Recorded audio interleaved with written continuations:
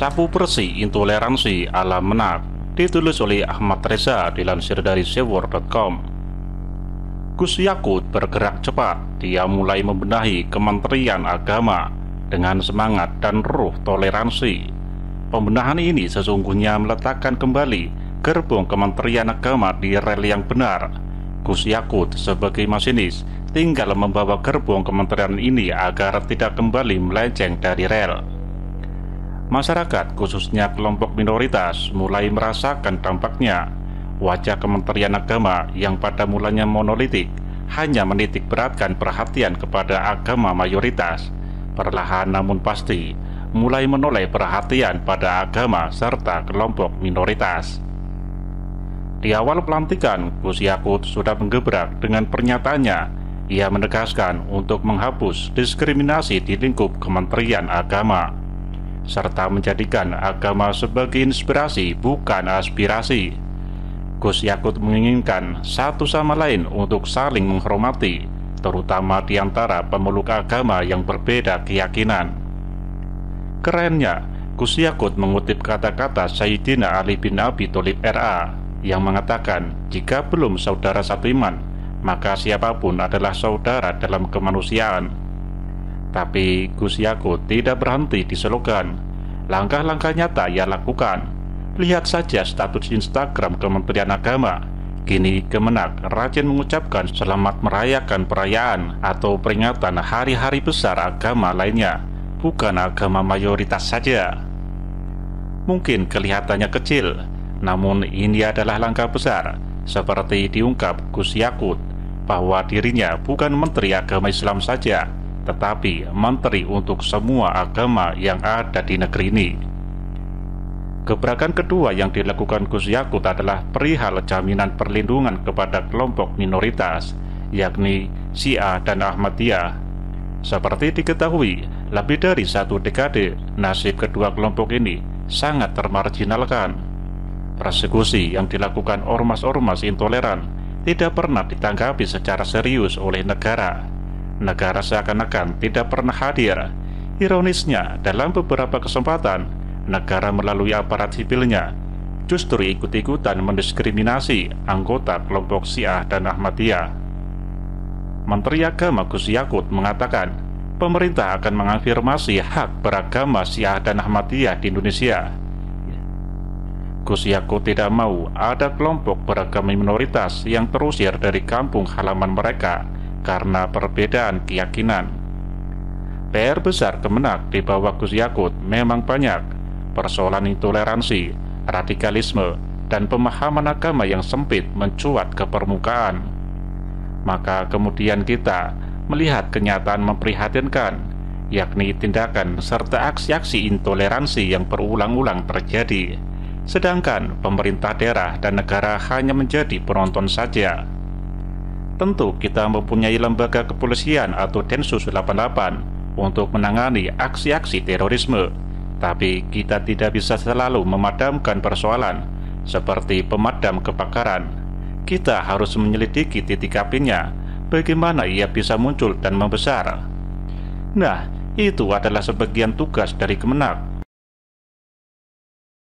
Wakil Direktur Imparsial Gufron Mabruri mengatakan, intoleransi masih menjadi tantangan terkini yang terus berulang terjadi di Indonesia.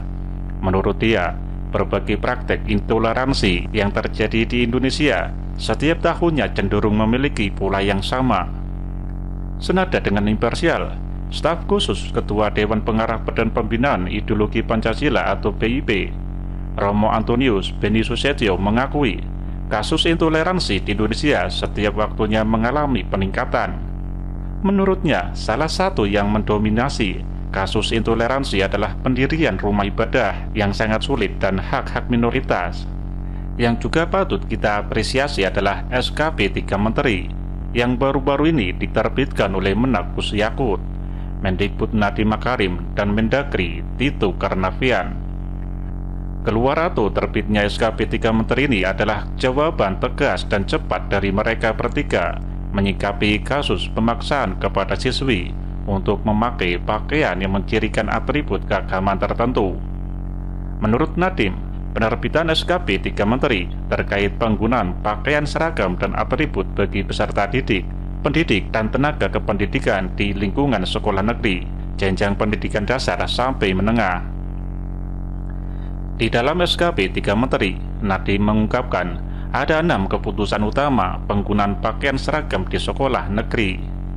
Bila tidak dipatuhi, maka akan ada beberapa sanksi yang akan diberikan, ucap Nadiem.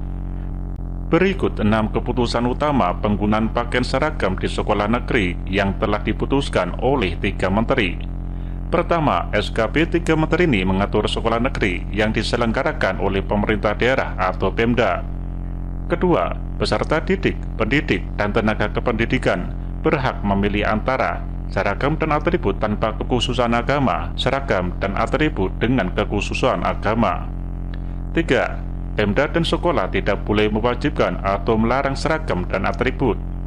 4. Pemda dan kepala sekolah wajib mencabut aturan yang mewajibkan atau melarang seragam atribut dengan kekhususan agama paling lama 30 hari kerja sejak SKP 3 Menteri ini ditetapkan. 5. Jika terjadi pelanggaran terhadap SKP 3 Menteri ini, maka sanksi akan diberikan kepada pihak yang melanggar. Pemda bisa memberikan sanksi kepada kepala sekolah, guru, atau tenaga kependidikan. Gubernur memberikan sanksi kepada bupati atau wali kota.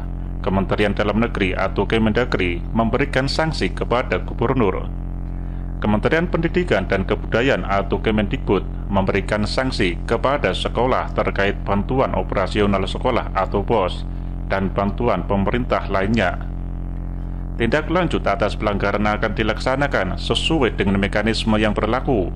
Sementara itu, Kementerian Agama atau Kemenak akan melakukan pendampingan praktik agama yang moderat dan bisa memberikan pertimbangan untuk pemberian dan penghentian sanksi.